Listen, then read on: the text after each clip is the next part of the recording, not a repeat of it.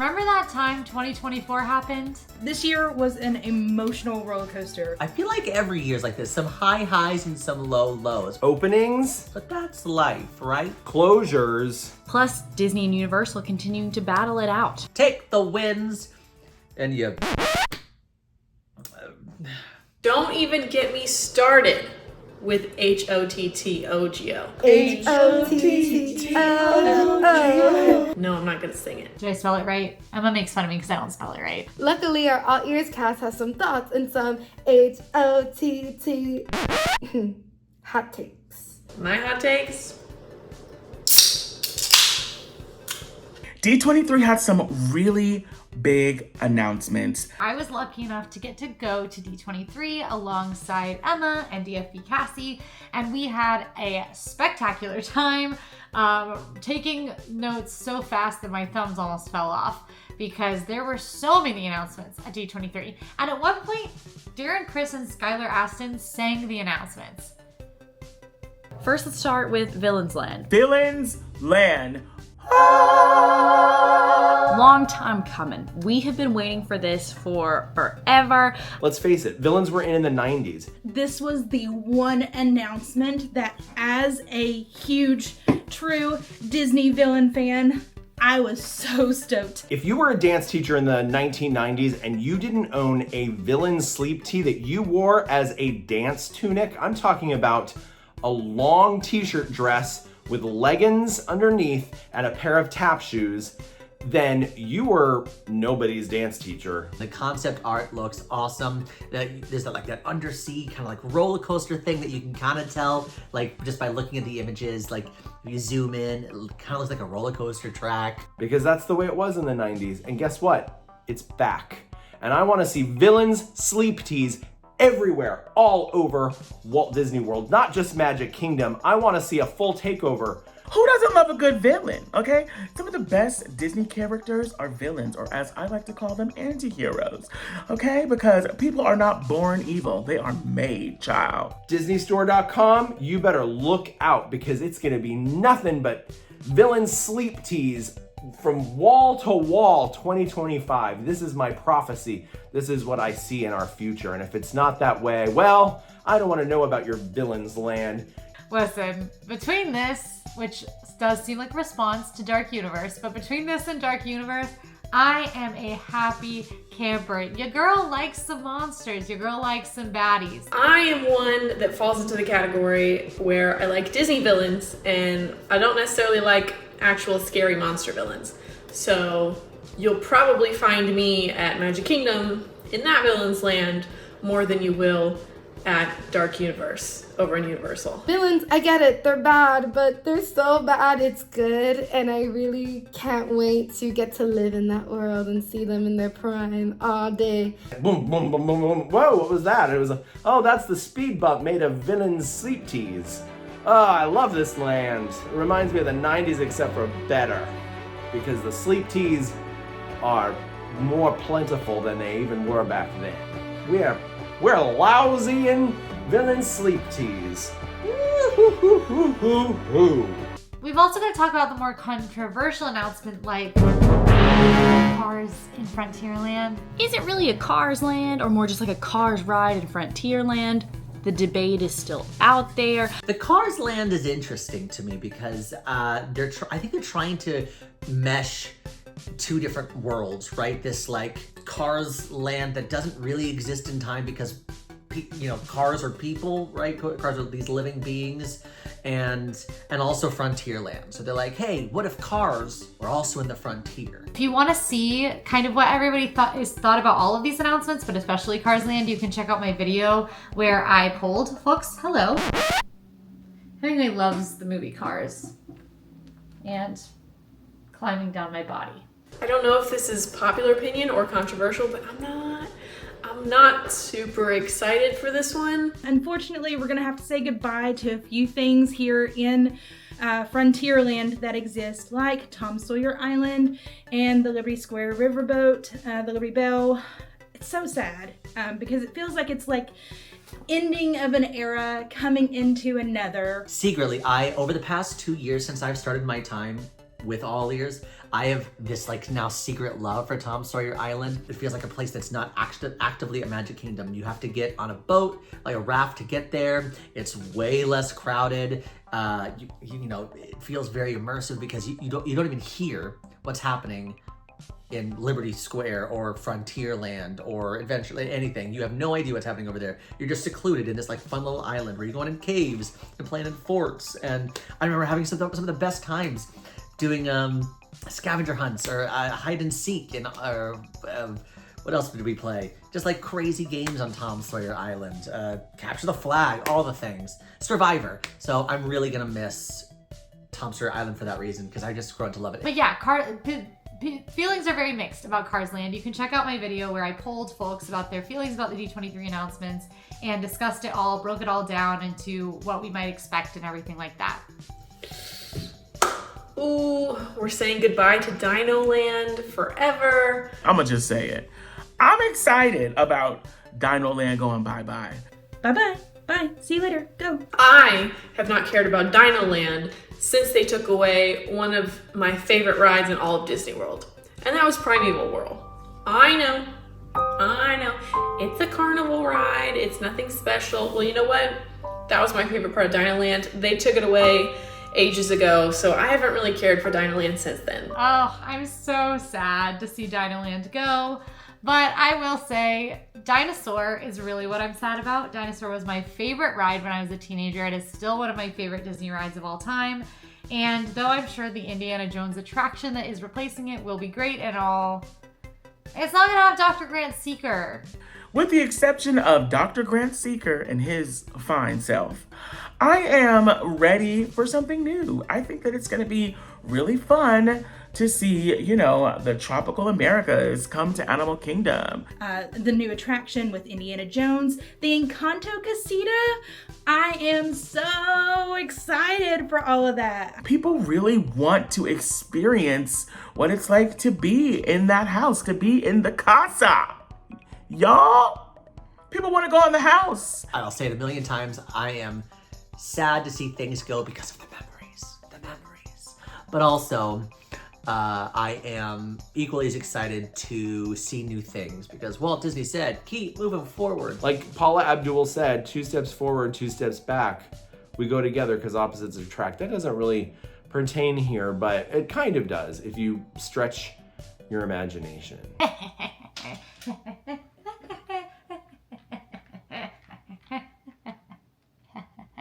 Epic Universe, baby. Epic Universe. Big news, openings, announcements. We're seeing things with our eyes. This is my whole life right now, and it's gonna stay that way. My goal is to be the Epic Universe expert, the one and only, or maybe not the only, but the person you go to when you wanna know Epic Universe. My goal is to be that gal. I'm already working hard. I already know everything there is to know about the unopened park, and I cannot wait to get my grubby little mitts in there and start learning things once it's open. I am so excited. I cannot begin to convey enough how much I am looking forward to the opening day of Epic Universe. I will be there with the rest of the gang covering opening day. What's great about me is I have no attachment really to any of these IPs except for maybe the classic monsters, and that is very casual. So I'm just excited to go see everything new and just really be the person that knows nothing that goes with like how it makes me feel. The opening of Epic Universe for Disney could mean a lot of things. What I hope it means is that Disney really starts to step its game up again. I think I can speak for some of us when I say that when Epic Universe news is dropping and then Disney's big news on the same day was like a bus wrap, you almost want to be like, Disney, just stop. What are you doing? It took you 6 years to build walls at Epcot. And they're building a new theme park. Stop. And a new park is going to be great for everyone, including us. I'm so glad to have all this new stuff to talk about. It's going to be so exciting. So I won't. Revamped Country Bears. This is an Emma one. I'm just gonna let her speak. She got big feelings about revamped Country Bears. This is the best thing that ever happened to me. I watch it constantly. Every time I'm in Magic Kingdom, I'm like, should I go watch it? No, and then I watch it. And then I watch it. And not on camera. No, just for myself, just because I want to go watch it. I constantly listen to it in the car. Angie was with me in the car the other day when we were driving, and she goes, is this the Country Bear Musical Jamboree? And it was, because it is in my everyday playlist. Out with the old, in with the new. Genie Plus. Multi-pass. Hey girl, you ready? Let's go. I'm sorry, but goodbye, Genie. Back inside the lamp for another 1,000 years. Multi-pass is so much better than Genie Plus. It was fine. I mean, it was the first time we had to pay for fast passes, so that will always make Genie Plus hated in a lot of people's minds, but honestly, it was a pretty good system. Okay, I actually really love MultiPass. I think it's easier to use, more user-friendly than Genie Plus. MultiPass, I love the fact that you can also, depending on if you're a Disney World Resort guest, you can pick your Lightning Lane selections 7 days in advance, general public 3 days in advance. I love that because you have your game plan kind of set. You can plan ahead of time. Another thing that I absolutely love, because I was terrible at it with Genie Plus, was these 2-hour timers that we had to set every time we wanted to book a new Lightning Lane. Now with MultiPass, all you have to do is you scan, book the next one, scan, book the next one, and it just makes it so much simpler. I'm not setting timers. I'm not, panicking because I was 3 minutes late. I'm like, no. I feel like it's just a lot easier for people to grasp. And I think it takes the best of FastPass and the best of Genie Plus, kind of squishes them all together. However, it continued the worst part of Genie Plus, which is that it's a paid fee. But Premier Pass, I'm never paying for that.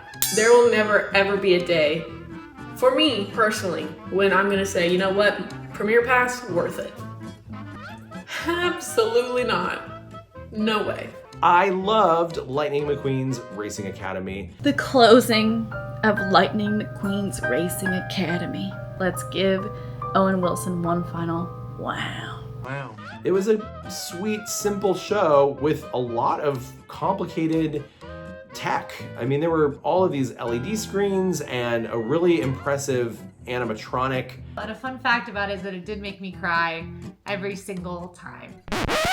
So I'm not gonna elaborate. It did a lot of good as a filler show, especially right there next to a ride where there are height requirements and lots of kids that are walking away disappointed and not able to ride Rock and Roller Coaster.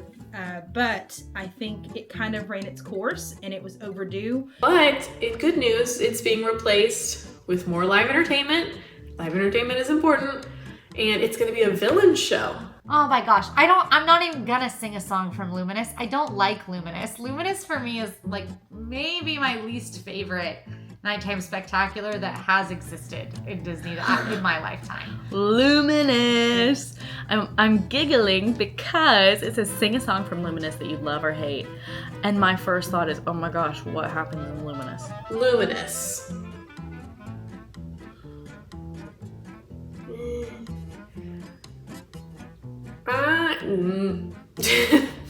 Luminous is the version of Harmonious that goes away during the daytime. I think Luminous, again, is another one of those controversial things where like either you love it or you hate it, or even worse, you're medium about it. And I am, I don't know where I am. I was a big Harmonious fan. I obviously was not a fan of the barges, like any sane human being, but I loved the show itself. I loved the music. It's actually my alarm in the morning. To wake up, I wake up to the Harmonious music mixed around. And Luminous for me just falls totally flat, so I don't see it typically. I saw it and I thought it was fun.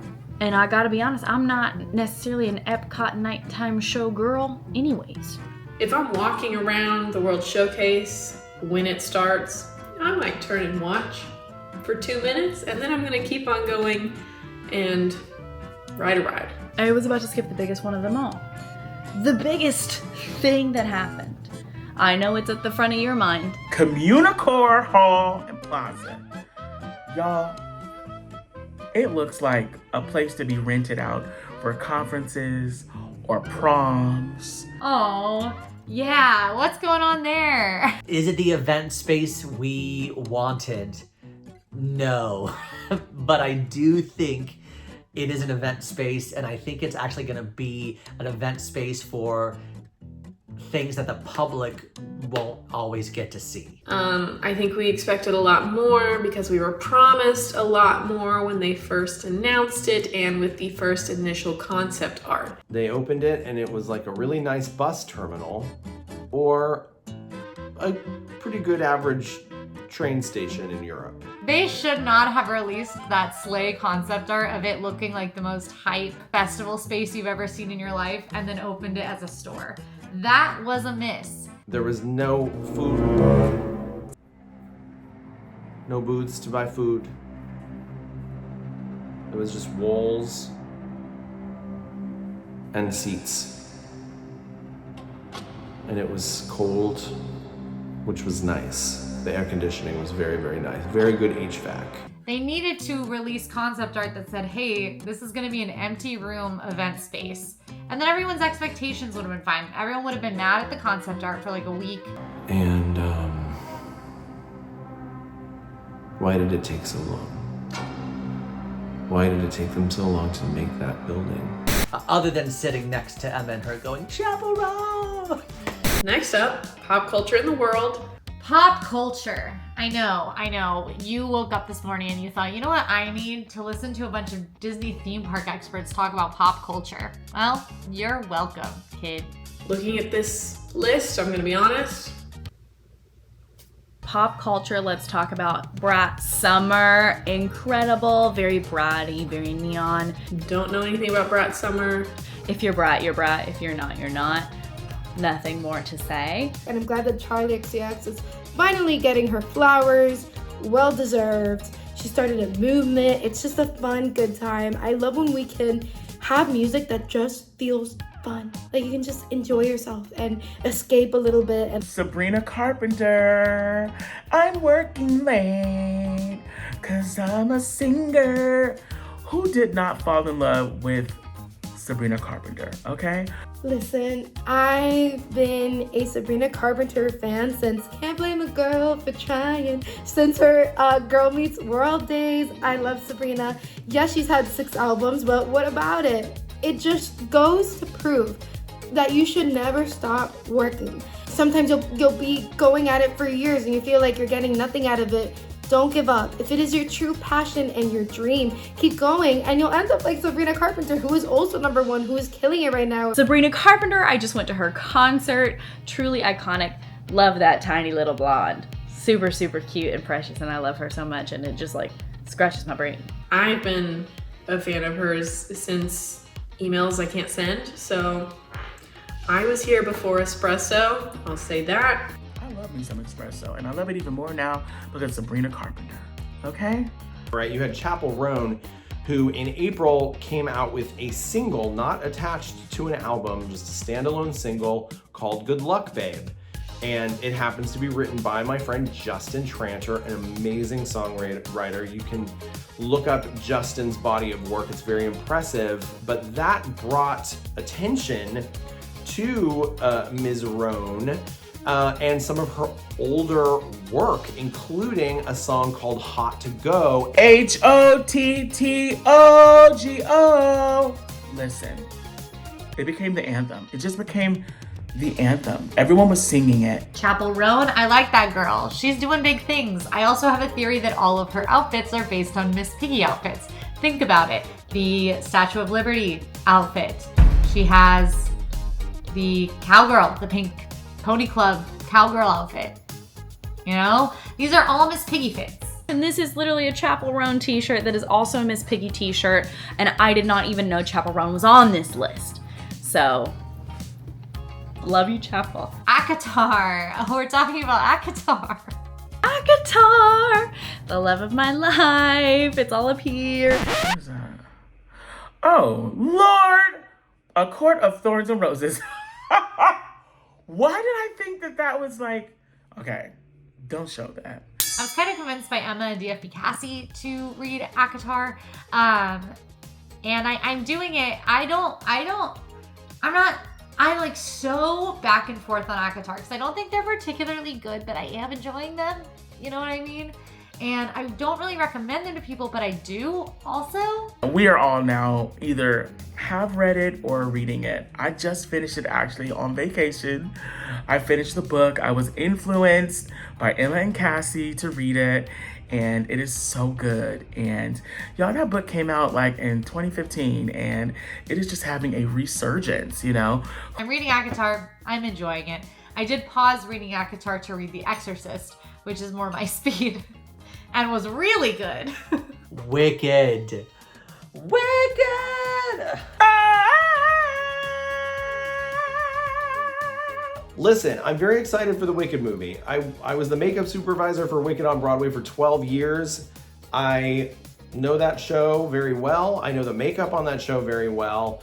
My concerns watching the trailer, I'm worried that the green might be a little mossy. I'm worried that she has freckles, that she's doing like the freckle trend from a year ago or 2 years ago. That was a big makeup trend. Wicked's gonna change my life. At the time of filming, I have yet to see Wicked. I know it's gonna change my life if everybody could just ignore me when I start painting my face green. That's great. Thank you so much.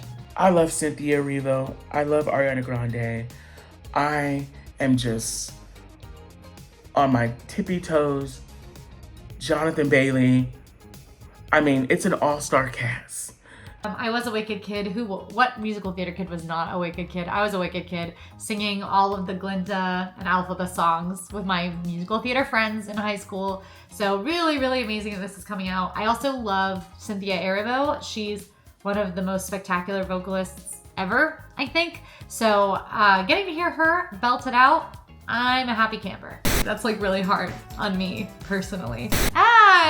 Video recap is my favorite part of the year recap RTT. We had some really interesting videos that we did this year on All Ears. We had our Mega Week. Our Mega Week is when we all fly down and we film. And let me tell you something, y'all, that week was hot. Last to leave too.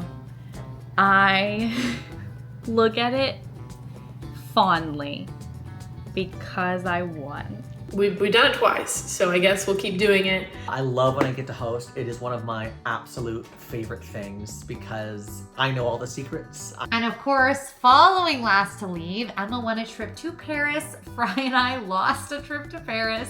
And now Emma is trying to do everything in Disney World, 1,000 things in just 100 challenge days to take her losing companions with her to Paris. My everything series. I can say from the bottom of my heart, truly honestly, this is my favorite series we've ever done. I feel really passionately at the end of the year about the trips we took or the really fun special experiences we got to have.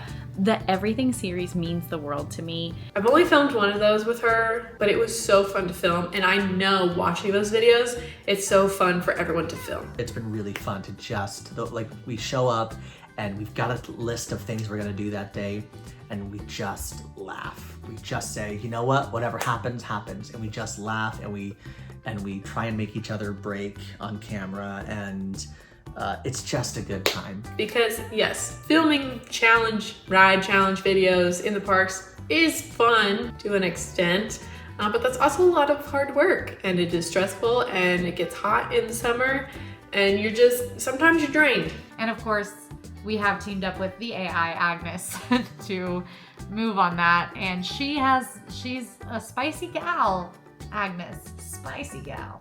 Hide and Seek was one that I was brought in for on the behind the scenes, so you didn't see me there, but I was there and I was able to be a part of the behind the scenes crew, and being able to be a part of that in some form or fashion was chef's kiss, just amazing. I don't see it stopping anytime soon. I just don't know how many disguises I can really put together.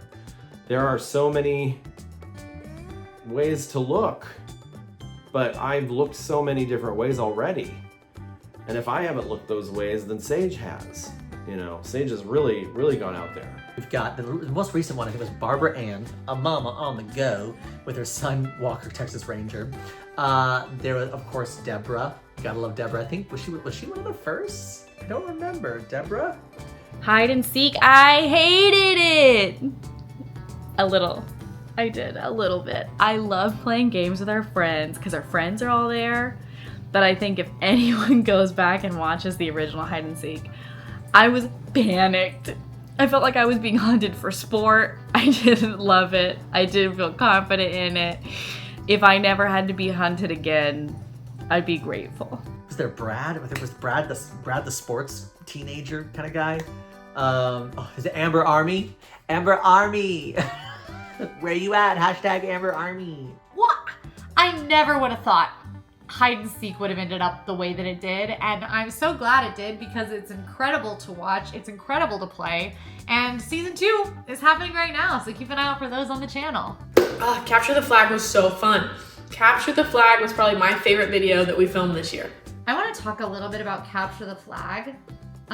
This one was, I have never in my life felt more like a hostage.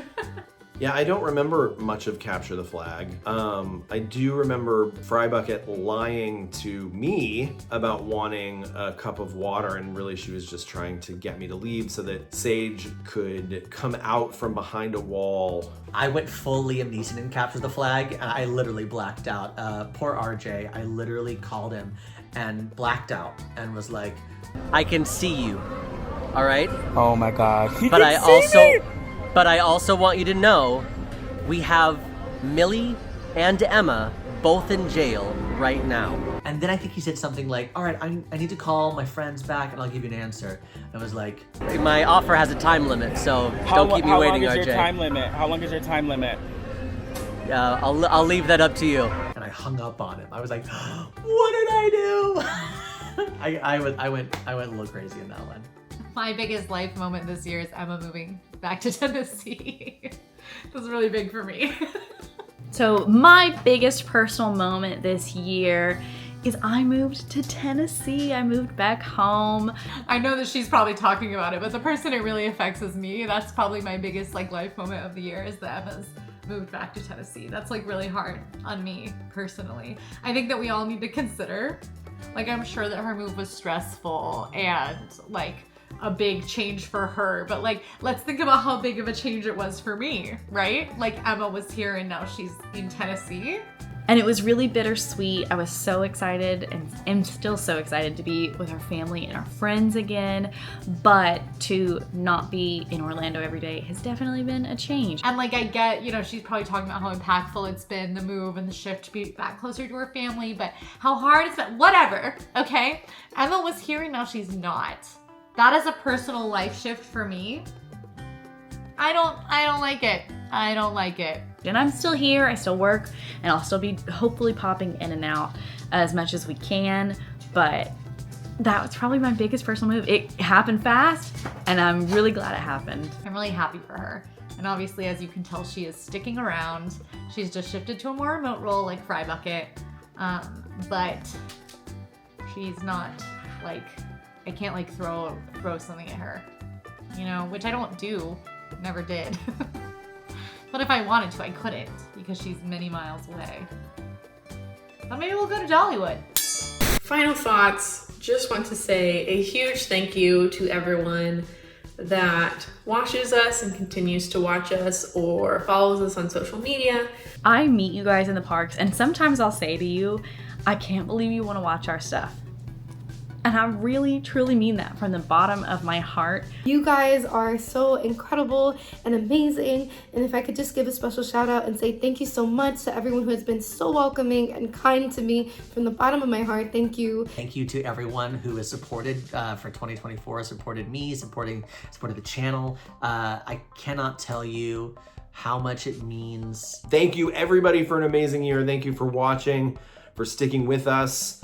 We see each of you in the comments, in the views, in the likes. From the bottom of my heart, thank you so much. I love you all so dearly. It has been such an incredible year, and we're only gonna do cooler things in 2025. We've got something very big coming. In the beginning of the year, we are trying something even bigger than anything we've done before. We have had many requests for something that rhymes with snazing pace. And we may or may not have done it, and we may or may not be releasing it. See you in 2025. If you like this video, be sure to like and subscribe. And now go watch, I'm gonna say Capture the Flag. Go watch Capture the Flag.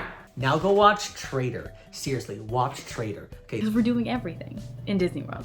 So if you want to go start that series, it's on the channel right now. See you next year. I know you've heard that today. It's literally me. I know someone said that to you. I want to kiss Dracula on the mouth. And I wasn't gonna say that publicly in our videos, but I have. And I'll be honest, if I was not strapped into the ride vehicle, I'd let any of them get me. I'd let them get me. They're too cool. Like if one of those monsters is coming at me, I'm letting them get me. Ah! I'm so excited.